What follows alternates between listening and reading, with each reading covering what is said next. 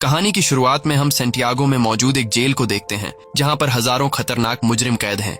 ये सेंटियागो का सबसे सिक्योर तरीन जेल है क्योंकि आज तक इस जेल से कोई भी कैदी फरार नहीं हो सका और इसका रीजन है इस जेल का वार्डन बहुत ही स्ट्रिक्ट और बेरहम इंसान है जो जरा सी गलती करने पर कैदियों को बुरी तरह से पीटता है। और यही वजह है कि इस जेल के कैदी यहाँ से भागना तो दूर बल्कि एक छोटी सी गलती करने से पहले भी 100 बार सोचते हैं। लेकिन अब वार्डन का यह खौफ ज्यादा दिनों तक चलने वाला नहीं था क्योंकि अब इस जेल में एंट्री हो चुकी थी एक बहुत ही शातिर इंसान की जिसका नाम लियोन है। लियोन एक आर्किटेक्ट है जो किसी भी बिल्डिंग को देखकर उसे पता चल जाता है कि यह बिल्डिंग कितने साल पुरानी है और इस बिल्डिंग को किस तरह से डिजाइन किया गया है। लियोन जेल में एंटर होते ही उसके दिमाग में यहाँ से भागने की प्लानिंग शुरू हो जाती है। यहाँ हमें पता चलता है कि लियोन अकेला नहीं है बल्कि उसके साथ 4 साथी भी हैं जो यहाँ से भागना चाहते हैं। कुछ देर बाद जेल का एक ऑफिसर सभी कैदियों को लाइन से खड़ा करके जेल के रूल्स बताता है और कहता है कि अगर किसी ने भी रूल तोड़ने की कोशिश की तो उसे मार दिया जाएगा। इसके बाद सभी कैदियों को उनके ब्लॉक्स की तरफ लाइन से ले जाया जाता है। यहाँ लियोन दौड़ते हुए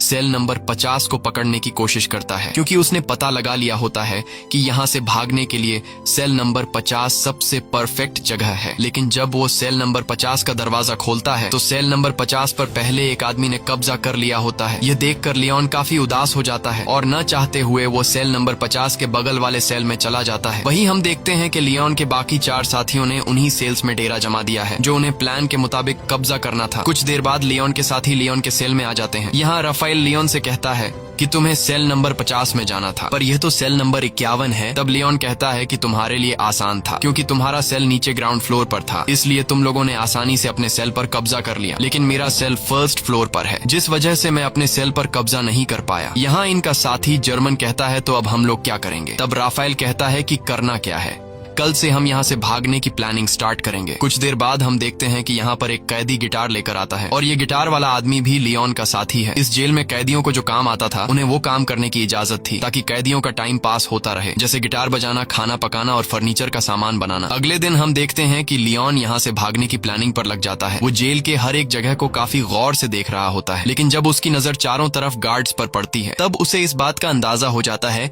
कि यहाँ से दीवार से कूदकर भागना काफी मुश्किल है। इसके बाद वह प्लान बी पर काम करते हुए पैदल चलकर कदमों से जेल की लंबाई का नाप लेने लगता है। जेल की लंबाई नापने के बाद वो सीधा अपने साथियों के पास पहुंचकर उनसे कहता है कि हमें कैसे भी करके यहाँ से भागना होगा। तब जर्मन ने कहा कि तुम पागल हो गए हो, यहाँ से भागना इम्पॉसिबल है क्योंकि चारों तरफ जेल की ऊंची दीवारें हैं जिससे हम कभी भी कूदकर भाग नहीं सकते और गार्ड्स भी चारों तरफ से हम पर नजर जमाए रखे हैं। अगर उन्हें जरा सा भी हम पर शक हुआ तो वो हमें मार डालेंगे। तब लियोन कहता है कि मैंने कदमों का इस्तेमाल करके जेल के बाहर जाने तक का रास्ता नाप लिया है। हम यहाँ से जेल के बाहर वाले रोड से सिर्फ 90 मीटर की दूरी पर खड़े हैं, इसलिए हमें दीवार से कूदकर यहाँ से नहीं भागना है बल्कि हम यहाँ जमीन के नीचे एक सुरंग बनाएंगे जो यहाँ से बाहर तक जाएगी। इस जेल के बाहर जंगल है और अगर हम एक बार यहाँ से निकल गए तो जेल के बाहर जंगल में गार्ड्स हमें ढूंढ नहीं पाएंगे और बड़ी आसानी से हम यहाँ से फरार हो जाएंगे। लेकिन यहाँ इनके दिमाग में सबसे बड़ा सवाल यह होता है कि इतनी लंबी सुरंग जब यह लोग बनाएंगे तो उस सुरंग से बाहर निकलने वाली मिट्टी यह लोग कहाँ गिराएंगे। यह सवाल इन तीनों को परेशान कर रही थी और लियोन सोच में पड़ जाता है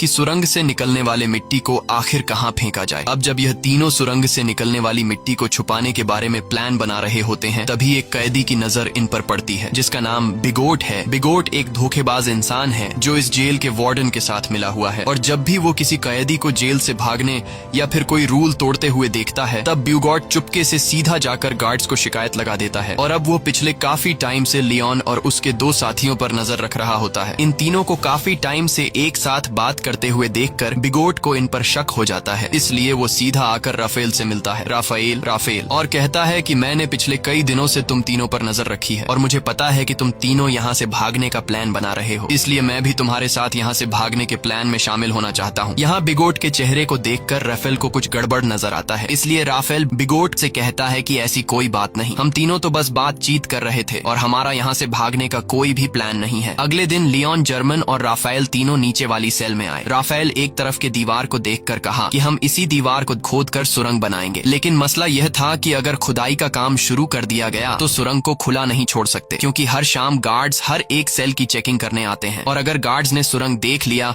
तो हम सब पकड़े जाएंगे। तब लियोन कहता है कि हम इस दीवार के एक हिस्से को तोड़कर सेम उसी तरह का एक फेक ब्लॉक बनाएंगे ताकि शाम को जब भी गार्ड सेल की चेकिंग करने आए तब हम उस फेक ब्लॉक को दीवार में लगाकर सुरंग को छुपा देंगे और गार्ड्स के पकड़े जाने से बच जाएंगे। अब यह सब तो ठीक था, लेकिन सबसे बड़ा सवाल यह था कि सुरंग में से निकलने वाली मिट्टी का ये लोग क्या करेंगे। तब लियोन अपने गिटार वाले दोस्त को सेल में बुलाता है और वो अपने गिटार में से एक बड़ा स्क्रू ड्राइवर निकालकर लियोन को देता है, जिसके बाद लियोन ऊपर छत में एक चौकोर सुरंग करने लगता है जिससे बाहर काफी शोर हो रहा था। अब शोर से बचने के लिए गिटार वाला आदमी गाना गाकर गिटार बजाने लगता है जिससे किसी को भी सेल के अंदर का शोर सुनाई नहीं देता। और कुछ देर की मेहनत के बाद लियोन छत में सुरंग करने में कामयाब हो जाता है। अब यहाँ लियोन जब उस होल से अपना सर बाहर निकाल कर देखता है तो उसे छत पर एक बड़ा खाली जगह दिखाई देता है, जिसे देखकर लियोन काफी खुश हो जाता है क्योंकि यहाँ पर 80 टन से भी ज्यादा मिट्टी आसानी से रखी जा सकती थी। अब शाम होने वाली थी और जल्द ही गार्ड्स आकर सेल की चेकिंग शुरू करने वाले थे, इसलिए राफेल डर जाता है और कहता है कि हमें जल्दी ही इस होल को बंद करना होगा। तब लियोन ने कहा कि जल्दी से मुझे अंडे लाकर दो। यह सुनकर राफेल गुस्सा हो जाता है और कहता है कि तुम्हें इस वक्त मजाक सूझ रहा है। तब लियोन कहता है कि तुम जल्दी से अंडे लाकर दो और फिर मेरा कमाल देखो। यह सुनकर राफेल अंडे लेने जाता है और लियोन जर्मन के साथ मिलकर छत के गिरे हुए मलबे को और तोड़ते हैं और उसका मिट्टी बना लेते हैं। कुछ देर बाद राफेल जल्दी से अंडे लेकर आ जाता है। तब लियोन उस मलबे से बनाई गई मिट्टी को एक बाल्टी में डाल देता है, साथ ही वो उस बाल्टी में चूना भी डालता है और फिर उसके अंदर अंडे मिक्स कर देता है। वही इनका साथी जो बाहर गिटार बजा रहा होता है वह अपने गिटार में एक अलग धुन बजाना शुरू कर देता है जो खतरे की एक वार्निंग होती है, यानी कि सिक्योरिटी गार्ड सेल्स की चेकिंग लेने के लिए आ रहे हैं। तब सेल के अंदर मौजूद लोग भी उस खतरे की घंटी को सुन लेते हैं और समझ जाते हैं कि गार्ड्स आ रहे हैं, इसलिए यह सभी लोग और भी जल्दी से काम करने लगते हैं और यह लोग उस मलबे को आटे की तरह गूंद कर उसका एक ब्लॉक बनाते हैं, जिसके बाद यह लोग उस ब्लॉक को ऊपर होल में फिट कर देते हैं और नीचे से उस जगह पर एक पोस्टर लगा देते हैं। कुछ देर बाद गार्ड्स उनके सेल के अंदर आ जाते हैं और वो गार्ड्स लियोन और उसके दोस्तों को उनकी सेल से बाहर निकालते हैं। गार्ड्स उनके सेल की अच्छी तरह से चेकिंग लेते हैं लेकिन अंदर उन्हें कुछ भी नहीं मिलता। तब एक गार्ड को ऊपर छत पर लगा वही पोस्टर दिखाई देता है, लेकिन जैसे ही गार्ड उस पोस्टर को उतारने वाला होता है तभी उसे बाहर से उसका ऑफिसर उसे बुला लेता है, जिसे सुनकर वह गार्ड उस पोस्टर को बिना निकाले ही चला जाता है और इस तरह से इन सब की जान बच जाती है। अब यहाँ इन लोगों को इस जेल में 34 दिन हो चुके थे और उन्हें जल्द ही इस जेल से निकलना था, इसलिए लियोन और जर्मन ऊपर छत पर चढ़कर लकड़ी का खोखला बॉक्स बनाते हैं और उस लकड़ी के बॉक्स में ये लोग सफेद सीमेंट भरकर छत पर रख देते हैं। कुछ दिन बाद उनका ब्लॉक तैयार हो जाता है। अब भारी थी सुरंग बनाने की, जिसके बाद ये लोग खुदाई के काम पर शुरू हो जाते हैं। ये लोग दीवार का सबसे नीचे का हिस्सा पहले से बने हुए उस ब्लॉक के अनुसार काटने लगते हैं, लेकिन खुदाई करते वक्त काफी शोर हो रहा था जिसकी आवाज कुछ गार्ड सुन लेते हैं और गार्ड उनके सेल की तरफ बढ़ने लगते हैं। पर गार्ड के पहुंचने से पहले ही उनके गिटार वाला साथी आकर उन्हें बता देता है कि कुछ गार्ड सेल की तरफ आ रहे हैं। ये सुनकर सभी लोग काफी डर जाते हैं क्योंकि उन्होंने दीवार का जो हिस्सा काटा था वह हिस्सा उनके बनाए हुए ब्लॉक से छोटा था, जिसमें वह ब्लॉक फिट नहीं हो सकता था। अब जब उन्हें कोई दूसरा रास्ता नजर नहीं आता तब ये लोग जल्दी से टूटी हुई दीवार के मलबे को इकट्ठा करते हैं और जिस जगह ये लोग सुरंग बना रहे थे वहां ये लोग काफी बारीकी से सामान रखकर उस जगह को छुपाते हैं और अपने अपने काम में लग जाते हैं ताकि गार्ड को उन पर शक न हो। कुछ देर बाद एक गार्ड उनके सेल के अंदर आता है और वह गार्ड इनके सेल के चारों तरफ नजर घुमाकर चेक करता है कि कहीं ये लोग यहाँ से भागने की प्लानिंग तो नहीं कर रहे, पर उसे कुछ भी गड़बड़ नहीं नजर आता, इसलिए वह गार्ड वहां से चला जाता है। गार्ड के जाते ही ये लोग रेडियो का आवाज तेज कर लेते हैं और फिर से खुदाई के काम पर लग जाते हैं। कई घंटों की मेहनत के बाद फाइनली ये लोग ब्लॉक के शेप का एक परफेक्ट हिस्सा काट लेते हैं और सफेद सीमेंट के उस ब्लॉक को वहां पर फिक्स कर देते हैं। अब यहाँ खुदाई से निकले हुए मलबे को ये लोग एक बैग में भर लेते हैं और उस बैग को ऊपर वाले सेल में ले जाते हैं जहां उन्होंने पहले से सेल की छत को तोड़कर होल बनाया था और उस होल को उन्होंने अंडे और मलबे को मिक्स करके एक छोटा सा ब्लॉक बनाकर छुपा दिया था। ये लोग उस ब्लॉक को निकाल कर उसके ऊपर जो खाली जगह होती है वहां पर ये लोग मिट्टी जमा करना शुरू कर देते हैं। छत पर मिट्टी रखने के बाद ये लोग छत वाले ब्लॉक को वापस लगाकर उसे व्हाइट सीमेंट से कवर कर देते हैं और उसे वापस से फोटो से ढक देते हैं। इसी तरह रोजाना वह गिटार वाला उनका साथी गिटार बजाकर लोगों का ध्यान भटकाता है, साथ ही वह पुलिस पर भी नजर रखता है और लियोन, राफेल और जर्मन नीचे वाली सेल में सुरंग को खोदते हैं और जो मिट्टी सुरंग से निकलती है ये लोग उस मिट्टी को अलग अलग बैग में निकालकर अलग अलग तरीके से ऊपर वाली सेल की छत पर जमा करने लगते हैं। इस तरह से ये लोग पूरे दिन का एक रूटीन बना देते हैं और कई दिनों तक उनकी खुदाई का काम बड़ी चालाकी से चलता रहता है। लेकिन एक कैदी जिसका नाम ऑस्कर है, उसे इन लोगों पर शक हो जाता है क्योंकि वह पिछले कई दिनों से इन लोगों को नोट कर रहा था। वह देखता है कि ये लोग हर रोज एक ही पैटर्न को फॉलो करते हुए नीचे के सेल से ऊपर वाले सेल पर जाते हैं। साथ ही ये लोग हमेशा हाथ में बैग या फिर बाल्टी लेकर ऊपर जाते हैं। ये सब देखकर ऑस्कर को उन पर शक हो जाता है, लेकिन वह किसी से भी कुछ नहीं कहता, बस चुपचाप उन पर नजर रखता है। अब यहाँ इन लोगों को इस जेल में 70 दिन बीत चुके थे और लियोन जब सुरंग को नापता है तो उससे पता चलता है कि 70 दिनों में हमने सिर्फ 5 मीटर सुरंग बनाई है। ये देखकर लियोन काफी मायूस हो जाता है और लियोन समझ जाता है कि हम 5 लोग इस सुरंग को इस तरह से कभी भी कंप्लीट नहीं कर पाएंगे। इसलिए वो अपने साथियों से कहता है कि हमें इस सुरंग को कंप्लीट करने के लिए और आदमियों की जरूरत पड़ेगी और अगर हम 5 लोग इसी रफ्तार से मिट्टी निकालते गए तो इस सुरंग को कंप्लीट करने में हमें 5 साल लग जाएंगे। इसलिए हमें सुरंग को और तेजी से खोदना होगा। वही उनका साथी जर्मन जब बैग में मिट्टी भरकर ऊपर ले जा रहा था, तभी एक पुलिस वाला उसे रोक लेता है और जर्मन से पूछता है कि इस बैग में क्या है। तब जर्मन कहता है कि कुछ खास नहीं, बस मेरी जरूरत का कुछ सामान है। ये सुनकर वह पुलिस वाला जर्मन से कहता है कि अच्छा ठीक है, चलो अब बैग खोल कर दिखाओ। ये सुनकर जर्मन घबरा जाता है और जर्मन को लगता है कि आज हम सभी पकड़े जाएंगे। लेकिन जब जर्मन अपना बैग खोलता है तो उसमें कुछ सामान रखा गया था। दरअसल जर्मन ने पहले से बैग में मिट्टी नीचे छुपाई होती है और सामान ऊपर रख दिया होता है, लेकिन गार्ड को जर्मन पर शक होता है। इसलिए वह गार्ड जर्मन से कहता है कि मेरे पीछे चेकिंग रूम में आओ। तब जर्मन बड़ी चालाकी से नीचे बैठा अपने साथी लियोन के साथ उसी तरह का सेम एक दूसरा बैग बदलकर गार्ड के पीछे चेकिंग रूम में चला जाता है। चेकिंग रूम में जब वह गार्ड जर्मन के बैग को अच्छी तरह से चेक करता है तो उसके अंदर सामान के अलावा कुछ भी नहीं मिलता, जिसके बाद वह गार्ड जर्मन को जाने देता है। अब इन सभी कैदियों को जेल में 86 दिन बीत चुके थे और अब ये लोग और ज्यादा दिन यहाँ नहीं रहना चाहते थे। इसलिए लियोन और उसके साथी जल्दी से सुरंग के काम को बढ़ाने के लिए ऊपर वाले फ्लोर के कुछ कैदियों को अपने साथ मिला लेते हैं। यहाँ लियोन उन नए कैदियों को दीवार से ब्लॉक हटाकर सुरंग भी बताता है। ये देखकर वो कैदी फौरन इनके साथ मिलकर काम करने को मान जाते हैं, क्योंकि वो सोचते हैं कि अगर 5 लोग मिलकर 7 मीटर लंबा सुरंग खोद सकते हैं तो हम सब एक साथ मिलकर जल्द ही इस सुरंग को पूरा कर लेंगे। और साथ ही इन नए आने वाले कैदियों में कुछ कैदी ऐसे भी थे जिन्हें फांसी होने वाली थी, इसलिए वो लोग तो पहले से यहाँ से भागने का चांस ढूंढ रहे थे। अब लियोन जब समझ जाता है कि सभी कैदी सुरंग के लिए तैयार हो चुके हैं, तब लियोन उन्हें अपना प्लानिंग बताते हुए कहता है कि हम डेली 1 घंटे की शिफ्ट में काम करेंगे। 2 लोग खुदाई का काम करेंगे, 2 लोग मिट्टी ऊपर ले जाएंगे और 2 लोग गार्ड्स पर नजर रखेंगे। बाकी लोग जेल के नॉर्मल काम करेंगे ताकि किसी को हम पर शक न हो। और जो भी कैदी 2 घंटे सुरंग की खुदाई करने के बाद वापस बाहर निकलेगा, उसे फौरन नहाकर अपने कपड़े भी धोने होंगे ताकि गार्ड्स को उसके कपड़ों पर मिट्टी के निशान नजर न आए। अब इन लोगों का काम काफी तेजी से चल रहा होता है और यह लोग रोजाना 100 किलो मिट्टी एक दिन में निकालने लगते हैं। अब यहाँ हमें पता चलता है कि लियोन ने ऊपर वाले फ्लोर के कैदियों को इसलिए चुना ताकि इन्हें बैग या फिर बाल्टी में ऊपर मिट्टी ले जानी नहीं पड़े और इस तरह से यह लोग गार्ड्स के नजरों में भी आ सकते थे। इसलिए यह लोग नीचे जिस सेल में खुदाई कर रहे थे उसी सेल के छत में एक होल कर देते हैं ताकि सीढ़ियों से मिट्टी ऊपर ले जाने के बजाय डायरेक्ट होल से ऊपर वाले सेल के कैदियों को मिट्टी पास कर दी जाए। इस तरह से उनके पकड़े जाने का रिस्क भी कम हो जाता है और काम की स्पीड भी काफी बढ़ जाती है। जब भी कोई कैदी सुरंग में खुदाई कर रहा होता है तब यह लोग रेडियो की आवाज बढ़ा देते और बाहर सभी कैदी गार्ड्स को ऐसा दिखाते कि जैसे सब कुछ नॉर्मल हो। और जब भी उन्हें गार्ड्स का कोई खतरा नजर आता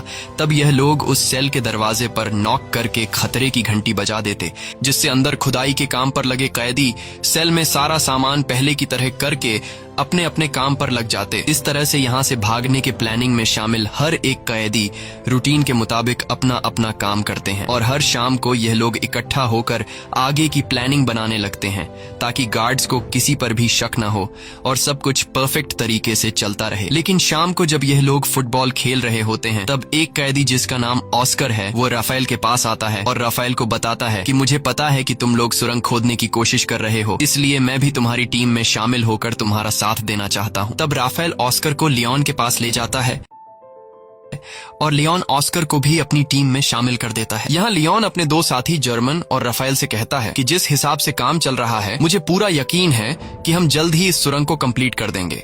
और जल्द ही यहाँ से बाहर निकल जाएंगे। लेकिन बाहर निकलने के बाद भी हम लोग पकड़े जा सकते हैं, क्योंकि हम 4-5 नहीं बल्कि पूरे 40 लोग हैं। और अगर बाहर निकलने के बाद भागते हुए हमें पुलिस ने देख लिया तो पुलिस हमारे पीछे गाड़ी लगाकर हमें पकड़ लेगी। इसलिए हमें यहाँ से बाहर निकालने के लिए बाहर के एक बंदे की जरूरत होगी, जो हमारा यहाँ से बाहर निकलते ही हमारे लिए एक बस तैयार रखे। अब यहाँ ये लोग सोच में पड़ जाते हैं कि बाहर से हमारी कौन मदद कर सकता है। तब लियोन कहता है, राफेल, तुम्हारी वाइफ पॉलिना हमारी बाहर से मदद कर सकती है और हम लोग उस पर विश्वास भी कर सकते हैं, इसलिए तुम्हें अपनी वाइफ से मदद मांगनी होगी। अब यहाँ रहते हुए सभी कैदियों को 182 दिन बीत जाते हैं और आज सभी कैदियों से उनके घर वाले मिलने आए होते हैं। यहाँ पर राफेल की वाइफ भी आई होती है।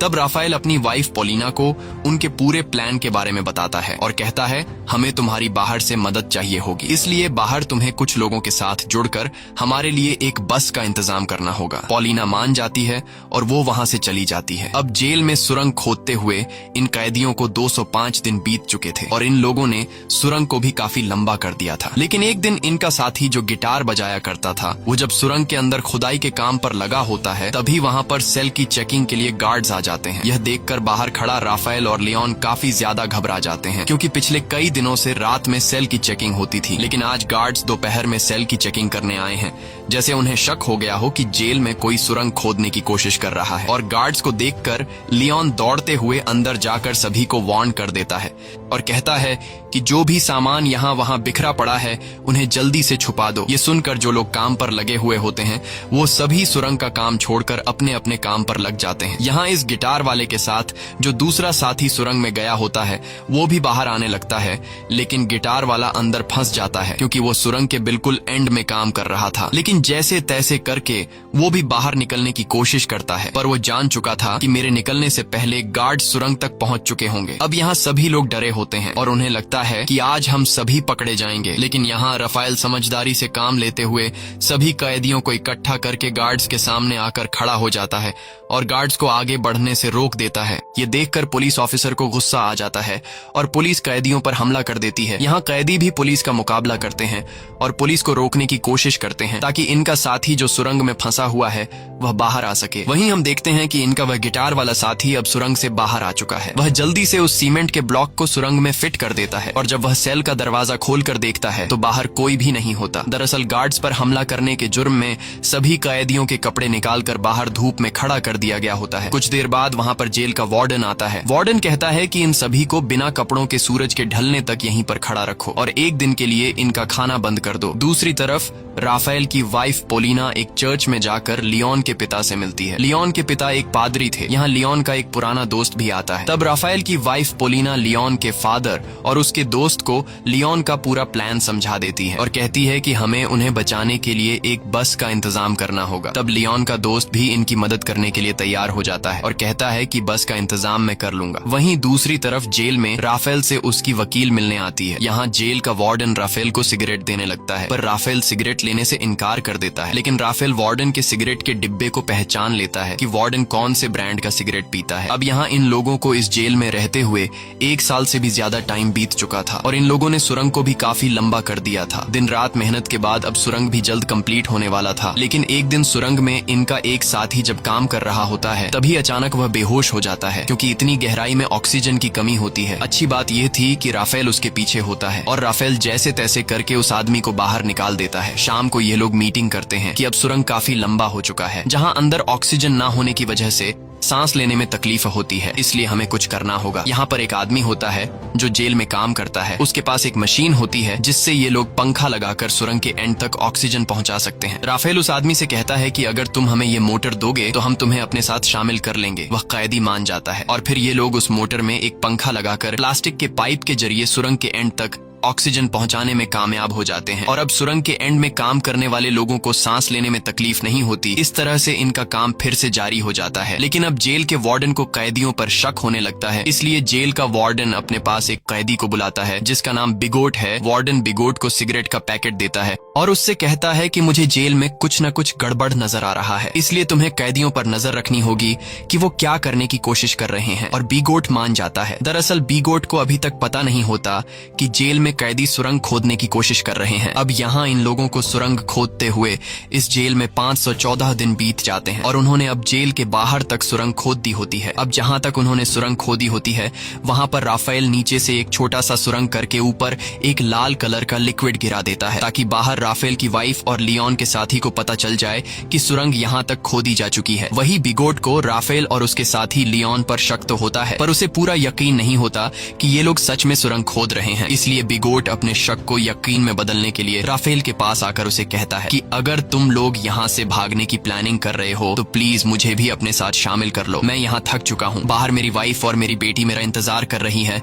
ये सुनकर राफेल को बिगोट पर तरस आ जाता है, इसलिए राफेल बिगोट को सुरंग के बारे में बताने ही वाला होता है कि तभी राफेल बिगोट के हाथ में सिगरेट का पैकेट देख लेता है और यह वही पैकेट होता है जो कुछ दिन पहले राफेल ने वार्डन के पास देखा था। इसलिए राफेल समझ जाता है कि बिगोट वार्डन के साथ मिला हुआ है। ये सब समझते ही राफेल बिगोट को कुछ भी नहीं बताता। दूसरी तरफ लियोन का बाहर जो पुराना दोस्त होता है वो अपने कुत्ते को साथ लेकर रनिंग के बहाने जेल के करीब आता है और उस लाल कलर के लिक्विड को देख लेता है। अगले दिन लियोन का पिता लियोन को जेल में आकर बताता है कि तुम लोगों ने बाहर जो रेड कलर का लिक्विड गिराया था वो हमने देख लिया है। तुम लोग जेल के बाउंड्री के बाहर तो आ चुके हो पर अभी भी तुम लोग सही जगह पर नहीं पहुंचे, इसलिए तुम लोगों को अभी भी 40 फीट और भी सुरंग खोदना होगा। इसके बाद यह लोग फिर से सुरंग को और लंबा करने लगते हैं और अब बस कुछ ही दिन के खुदाई के बाद इनका सुरंग कंप्लीट होने वाला था। लेकिन अब इन लोगों के साथ जो कुछ होने वाला था उसके बारे में उन्होंने बिल्कुल भी सोचा नहीं था। एक दिन जब इनका एक साथी सुरंग की खुदाई के काम पर लगा होता है तभी अचानक एक बहुत ही बड़ा भूकंप आता है जिससे जेल की दीवारें हिलने लगती हैं। लियोन उस वक्त अपने दोस्तों के साथ बाहर फुटबॉल मैच देख रहा था। भूकंप के झटके महसूस होते ही वो तेजी से सुरंग की तरफ भागा। यहाँ गार्ड्स सभी कैदियों को जेल से बाहर निकालने लगते हैं ताकि कहीं इन पर जेल की दीवारें न गिर जाएं। और लियोन भी जैसे तैसे करके सुरंग के अंदर फंसे हुए अपने साथी को बाहर निकाल लेता है। अब लियोन ने अपने साथी को तो बचा लिया था लेकिन अब उसे डर था कि कहीं भूकंप की वजह से अंदर से सुरंग टूट नहीं गया हो। इसलिए लियोन फिर से सुरंग के अंदर जाता है और अंदर जाकर वो देखता है कि सुरंग पूरी तरह से सेफ है। ये देखकर लियोन को सुकून मिल जाता है। अब जब इनके सुरंग का काम पूरा होने वाला होता है तब लियोन जाकर जेल के एक कैदी से मिलता है जो कि व्हील चेयर पर होता है। लियोन उससे कहता है कि हम जल्द ही यहाँ से भागने वाले हैं, इसलिए मैं चाहता हूँ तुम भी हमारे साथ चलो। लेकिन वो व्हील चेयर पर बैठा आदमी कहता है तुम जल्द से जल्द यहाँ से भाग जाओ और मेरी चिंता मत करो, मैं तुम्हारे साथ नहीं आ पाऊंगा। अब फाइनली वो दिन आ गया जिस दिन ये लोग इस जेल से भागने वाले थे और जैसे ही सभी कैदी रात को टीवी देखने में मसरूफ होते हैं तब वो सभी कैदी जो यहाँ से भागने की प्लानिंग में शामिल थे वो सभी एक एक करके उठकर जाने लगते हैं। यहाँ किसी को भी इन पर शक नहीं होता क्योंकि सबका ध्यान टीवी में रोमांटिक फिल्म पर होता है और भागने वाले सभी कैदी सुरंग वाले सेल में आ जाते हैं और यहाँ एक एक करके सभी कैदी सुरंग में उतरने लगते हैं। वहीं बिगॉट जब टीवी देख रहा होता है तब उसका ध्यान पीछे की तरफ जाता है और वो देखता है कि यहाँ से तो कई सारे कैदी जा चुके हैं। ये देखकर उसे शक हो जाता है और वो सीधा राफेल के सेल की तरफ बढ़ने लगता है। लेकिन बीच रास्ते में व्हील चेयर वाला आदमी बिगोट को रोक लेता है पर बिगोट इस आदमी को धक्का देकर गिरा देता है, जिसके बाद वो सीधा राफेल के सेल में आ जाता है जहाँ उसे सुरंग दिखाई देता है। साथ ही वहाँ पर ऑस्कर भी खड़ा होता है और ऑस्कर यहाँ से निकलने वाला आखिरी कैदी होता है। लेकिन अब जब बिगोट को सारी सच्चाई का पता चल गया होता है तब वो पुलिस को बुलाने के लिए जाता है लेकिन ऑस्कर उसे पकड़ लेता है। इस दौरान इन दोनों के बीच फाइट छिड़ जाती है और बिगोट ऑस्कर को स्क्रू ड्राइवर से बाजू पर मारकर बुरी तरह से घायल कर देता है। लेकिन ऑस्कर बुरी तरह से घायल होने के बावजूद भी बिगोट को जाने नहीं देता और बिगोट को मार मार कर बेहोश कर देता है। अब ऑस्कर भी सुरंग में जाने की कोशिश करता है पर उसका बाजू बुरी तरह से घायल होने की वजह से वो सुरंग में नहीं जा पाता। दूसरी तरफ सभी कैदी सुरंग के अंदर धीरे धीरे आगे बढ़ रहे होते हैं और बढ़ते बढ़ते यह लोग सुरंग के एंड तक पहुंच जाते हैं जहां बाहर से लियोन का पुराना दोस्त सुरंग का ऊपर से हिस्सा खोल देता है और वह एक एक करके सभी कैदियों को हाथ से पकड़कर बाहर निकालता है। बाहर निकलने के बाद सभी कैदी जल्दी से अपने कपड़े बदल लेते हैं और तभी उन्हें सामने के ब्रिज पर एक बस आते हुए दिखाई देती है, जिसे देखकर ये सभी लोग उस बस की तरफ दौड़ने लगते हैं और सभी बस में बैठ जाते हैं। लेकिन ऑस्कर अभी तक नहीं आया होता, इसलिए सभी कैदी उसका इंतजार कर रहे होते हैं। यहाँ जर्मन कहता है कि मुझे लग रहा है कि कहीं ऑस्कर किसी मुसीबत में है, इसलिए मैं ऑस्कर की मदद के लिए जा रहा हूँ, जिसके बाद वह ऑस्कर को लेने जाता है। दूसरी तरफ जेल में मूवी खत्म हो गई थी और सभी कैदी अपने अपने सेल में जाने लगते हैं। तब यहाँ वह व्हील चेयर वाला कैदी सभी को आकर बता देता है कि राफेल के सेल में एक सुरंग है जहां से तुम लोग भाग सकते हो। ये सुनकर सभी कैदी उस तरफ भागने लगते हैं, जिसे देखकर गार्ड्स को भी इन पर शक हो जाता है और वह गार्ड्स वहां पर और भी गार्ड्स को बुला लेते हैं। कुछ देर बाद पूरे जेल में सायरन बजने लगता है, जिसकी आवाज बाहर बस में बैठे कैदी सुन लेते हैं और सभी कैदी समझ जाते हैं कि अब हमारा यहाँ पर ज्यादा देर रुकना ठीक नहीं, इसलिए अब हमें यहाँ से निकलना होगा। और तभी वहाँ पर जर्मन भी आ जाता है। वह सभी को बताता है कि मैं सुरंग के पास गया, लेकिन वहां पर मुझे ऑस्कर नहीं मिला। जिसके बाद बस वहां से जाने लगती है। वहीं हम जेल में ऑस्कर को देखते हैं, जो घायल होने की वजह से जेल से भाग नहीं पाया। अब यहाँ कैदियों के भागने की खबर जेल के वार्डन को दी जाती है। कैदियों के भागने की खबर सुनकर वह काफी गुस्सा हो जाता है। दूसरी तरफ सभी कैदी बस में थे, जहाँ पर पोलिना सभी कैदियों को उनका पर्स दे देती है, जिसमें कुछ पैसे और उनके फेक आईडी थे। और सभी कैदी अलग अलग होकर अपने अपने रास्ते निकल जाते हैं। और इस तरह से सभी कैदी जिन्होंने पिछले कई महीनों से दिन रात मेहनत की थी, वह सभी जेल से आजाद हो जाते हैं। दोस्तों, यह इतिहास की सबसे बड़ी जेल ब्रेक घटना थी, जहां एक ही बार में पूरे 50 लोग जेल से फरार हो गए थे। लेकिन इनका एक साथी ऑस्कर भागने में नाकाम हो गया था। इसी के साथ सच्ची कहानी पर बनाई गई ये फिल्म खत्म हो जाती है। अगर आपको ये वीडियो अच्छी लगी हो तो हमारे चैनल को सब्सक्राइब और वीडियो को लाइक जरूर कीजिएगा।